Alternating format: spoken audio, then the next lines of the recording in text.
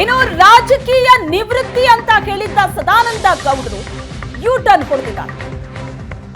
ನನಗೆ ಲೋಕಸಭೆ ಟಿಕೆಟ್ ನೀಡದೇ ಇದ್ರೆ ನೋವಾಗುತ್ತೆ, ಟಿಕೆಟ್ ಕೈ ತಪ್ಪಿದ್ರೆ ನನ್ನ ಕಾರ್ಯಕರ್ತರಿಗೂ ನೋವಾಗುತ್ತೆ ಅನ್ನೋ ಮಾತನ್ನ ಕೇಳಿದ್ದಾರೆ.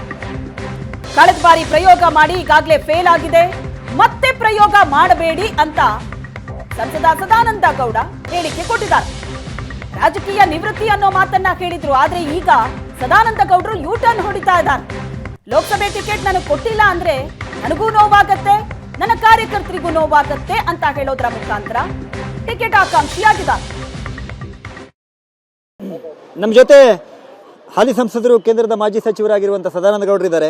ಸರ್, ಸಾಮಾನ್ಯವಾಗಿ ಈ ಟಿಕೆಟ್ ಹಂಚಿಕೆ ಸಂದರ್ಭದಲ್ಲಿ ಕೆಲವರು ಸಿಗತ್ತೋ ಸಿಗಲ್ವಾ ಅಂತ ಹೇಳಿ ಕೆಲವರು ಬಾಡಿ ಲ್ಯಾಂಗ್ವೇಜ್ ನೋಡಿ ಹೇಳ್ಬೋದು, ಅವ್ರ ಮುಖಭಾವದಲ್ಲೆಲ್ಲ ಗೊತ್ತಾಗ್ಬಿಡುತ್ತೆ. ಬಟ್ ನಿಮ್ಮ ಮುಖಭಾವದಲ್ಲಿ ನಮ್ಗೆ ಯಾವ ಗೊತ್ತಾಗಲ್ಲ, ಯಾಕಂದ್ರೆ ನೀವು ನಗ್ತಾನೆ ಇರ್ತೀರಿ. ಅದು ನಿಮ್ಮ ಒಂದು ಪ್ಲಸ್ ಕೂಡ ಹೌದು.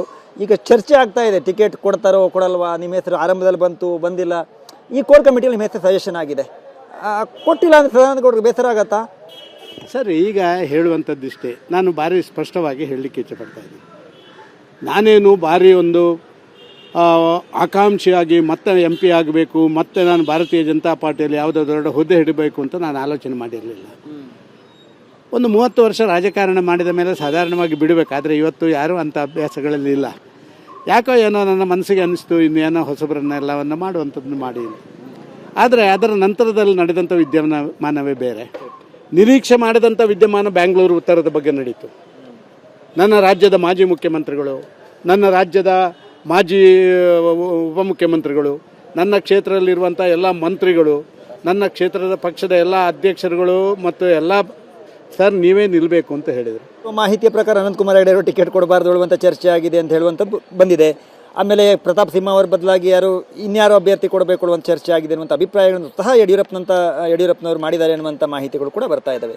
ಬಟ್ ನಿಮ್ಮ ವಿಚಾರದಲ್ಲಿ ಬಂದಾಗ ಇಲ್ಲ ಸದಾನಂದ ಗೌಡ ಟಿಕೆಟ್ ಇರಲಿ ಅನ್ನುವಂಥ ಅಭಿಪ್ರಾಯವನ್ನ, ಇದೆಲ್ಲ ಮಾಹಿತಿಗಳು ತಮಗಿದೆ. ಈ ಪ್ರಯೋಗ ಶಾಲೆ ಮತ್ತೊಮ್ಮೆ ಆಗಬೇಕಾ ರಾಜ್ಯ BJP? ಸರ್, ನನಗೆ ಅನಿಸ್ತದೆ ಕೇಂದ್ರದವರು ಕೂಡ ರಾಜ್ಯದ ಒಮ್ಮತದ ಅಭ್ಯರ್ಥಿ ಒಬ್ಬ ಆಗಬೇಕು ಅಂತ ಹೇಳಿದರೆ ಅದನ್ನು ಮಿಕ್ಕಿ ನಡೀತಾರೆ ಅಂತ ಹೇಳುವಂಥದ್ದು ನನ್ನ ಮನಸ್ಸಲ್ಲೂ ಇಲ್ಲ. ಗೌರವ ಕೊಟ್ಟೇ ಕೊಡ್ತಾರೆ. ಯಾಕೆಂತ ಹೇಳಿದರೆ ಕಳೆದ ಬಾರಿ ನಾವು ಸ್ವಲ್ಪ ಅನುಭವ ಮಾಡಿದ್ದೇವೆ. ಆದ ಕಾರಣ ಆ ಅನುಭವದ ಆಧಾರದಲ್ಲಿ ಈ ಬಾರಿ ರಾಜ್ಯದ ಪ್ರಮುಖರು ಯಾರನ್ನು ಹೇಳ್ತಾರ, ರಾಜ್ಯದಲ್ಲಿ ಮತದಾರರು ಮತ್ತು ಅಲ್ಲಿಯ ಪಕ್ಷದ ಪ್ರಮುಖರು ಏನು ಹೇಳ್ತಾರ, ಅವರಿಗೆ ಖಂಡಿತವಾಗಿಯೂ ಒಂದು ರೀತಿಯ ಒತ್ತು ಕೊಡುವಂಥ ಕೆಲಸ ಕಾರ್ಯ ಮಾಡಬಹುದು ಅಂತ ಹೇಳುವಂಥದ್ದು. ಆದರೆ ನಿಮಗೆ ಬೇಸರ ಆಗುತ್ತೆ ಅಲ್ವಾ ಕೊಟ್ಟದೆ ಹೋದರೆ? ಸರ್, ಖಂಡಿತವಾಗಿ ಬೇಸರ ಆಗುತ್ತೆ. ಮತ್ತು ನನ್ನ ಕಾರ್ಯಕರ್ತರು ಯಾರು ಸದಾನಂದ ಗೌಡ್ರೇ ಆಗಬೇಕು ಅಂತ ಹೇಳಿದವರಿಗೆ, ನನ್ನ ಪಕ್ಷದ ಯಾರು ಪ್ರಮುಖರು ಸದಾನಂದ ಗೌಡ್ರೇ ಆಗಬೇಕಾದಂತ ಹೇಳಿದವರಿಗೆ ಅವರಿಗೂ ಸಣ್ಣ ನೋವಾಗ್ಬೋದು.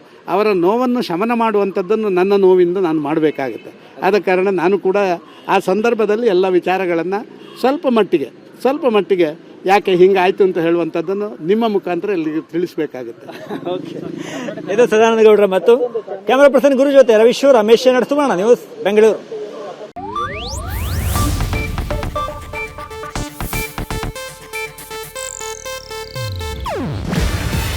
ಇದು ಏಷ್ಯಾನೆಟ್ ನ್ಯೂಸ್ ನೆಟ್ವರ್ಕ್ ಪ್ರಸ್ತುತಿ. ನೀವು ನೋಡ್ತಿದ್ದೀರಾ ಏಷ್ಯಾನೆಟ್ ಸುವರ್ಣ ನ್ಯೂಸ್.